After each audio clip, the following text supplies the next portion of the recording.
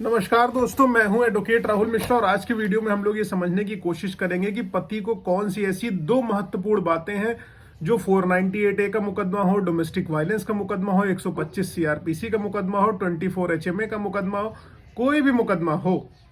अगर पत्नी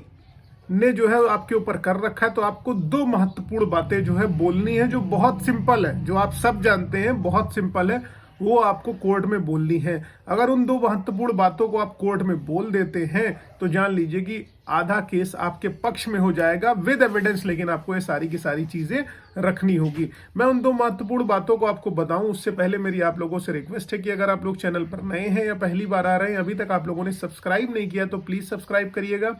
साथ ही साथ मेरी एक हम्बल रिक्वेस्ट आप लोगों से और है, अगर आप मुझसे पर्सनली मिलना चाहते हैं लखनऊ, दिल्ली, इलाहाबाद में, या अपनी अपॉइंटमेंट मुझसे बुक कराना चाहते हैं, बात करना चाहते हैं, तो अपनी अपॉइंटमेंट शेड्यूल कराकर मुझसे आप बात कर सकते हैं।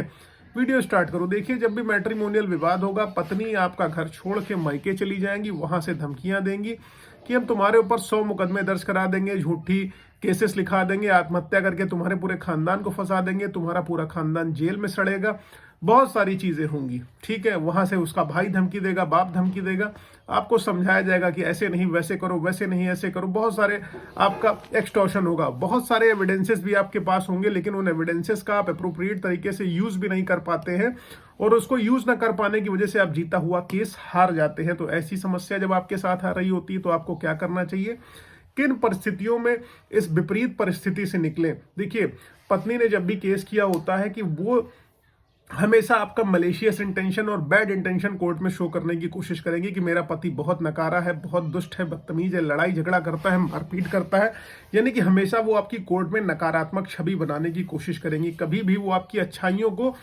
जो है कोर्ट में उजागर नहीं करने वाली, इसीलिए क्योंकि उनका बैड इंटेंशन है, उनका इंटेंशन खराब है। अगर उनका इंटेंशन सही होता तो यकीन मानिए उन्होंने आपके विरुद्ध केस नहीं किया होता और ना ही उन्होंने आपको कोर्ट कचहरी में घसीटना उचित समझा हुआ होता। ठीक है, तो पहली महत्वपूर्ण बात आप ये जान लीजिए कि आपकी पत्नी ने आपकी जो है कहीं पर भी अच्छाई नहीं लिखनी है। पत्नी ने हमेशा आपकी बुराई करी हुई है, कोर्ट के अंदर भी करी हुई, इसीलिए उसने आपको कोर्ट कचहरी में घसीटा हुआ है और उसका आपके साथ रहने का इरादा नहीं है। और हो सकता है या वो एडल्ट्री में हो, या एक्स्ट्रा मैरिटल अफेयर हो, या जो कुछ भी रीजन हो, वो आपकी प्रॉपर्टी पर कब्जा करना चाहती हो या कुछ भी करना चाहती हो वो आपको। चलिए मैं दो महत्वपूर्ण बातें वो बता देता हूं। देखिए, आप जान लीजिए, पहली जो सबसे महत्वपूर्ण बात यह है कि आपने जितना भी अपनी पत्नी के साथ अच्छा टाइम स्पेंड किया है उसकी सारी की सारी डिटेल विद एविडेंस कोर्ट में दीजिए। अच्छा टाइम स्पेंड करने का मतलब आप कहीं घूमने गए हैं, ठीक है, उसकी फोटोग्राफ वीडियोस लगाइए, आपने ज्वेलरी खरीदी उसकी रसीद लगाइए, उसके नाम पर आपने प्रॉपर्टी खरीदी है उसके पेपर्स लगाइए,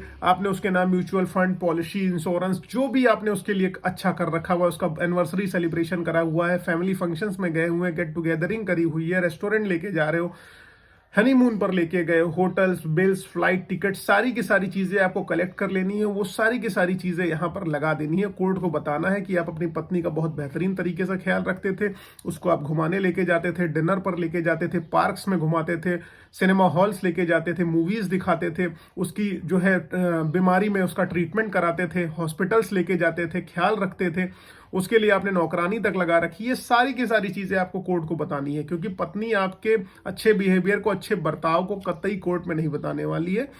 वो आपके बुरे बर्ताव, बुरे व्यवहार को ही कोर्ट में बताएगी। तो ये यहाँ पर आपकी रिस्पॉन्सिबिलिटी बनती है कि आप अपनी अच्छाइयों को कोर्ट के सामने रखें, कोर्ट को एक्सप्रेस करें कि आप भी अच्छे हैं, आपने इसके लिए बहुत कुछ कर रखा हुआ है, जो भी एलिगेशन इसने लगा रखा है आपके अगेंस्ट वो सारे के सारे फेक और फर्जी हैं, उनका वास्तविकता से कोई लेना देना नहीं है, सारा घटनाक्रम केवल और केवल मनगढ़ंत है। अब दूसरी चीज आपको ये करनी है, पहले तो आपको अपनी अच्छाई बता देनी है, दूसरी चीज आपको क्या करनी है कि जो भी आपकी पत्नी ने गलत किया हुआ है, जैसे आपको उसने कभी फोन पर धमकियां दी, उसकी रिकॉर्डिंग आपके पास है, आपके माता पिता को गाली गलौज कर रही है, उसकी ऑडियो वीडियो रिकॉर्डिंग है, मारपीट कर रही है,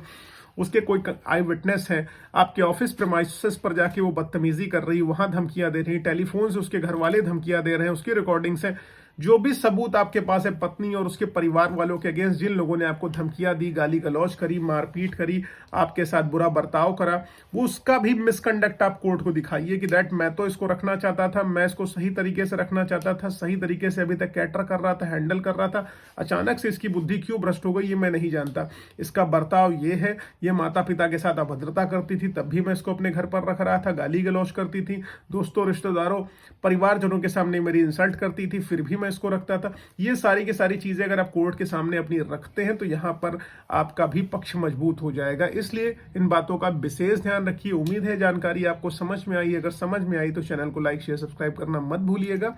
साथ ही साथ फेसबुक, इंस्टाग्राम, ट्विटर पर अभी तक आप मुझसे नहीं जुड़े हैं तो प्लीज जुड़िएगा। लिंक आपको डिस्क्रिप्शन में मिल जाएगा। Thank you so much. जय हिंद, जय भारत।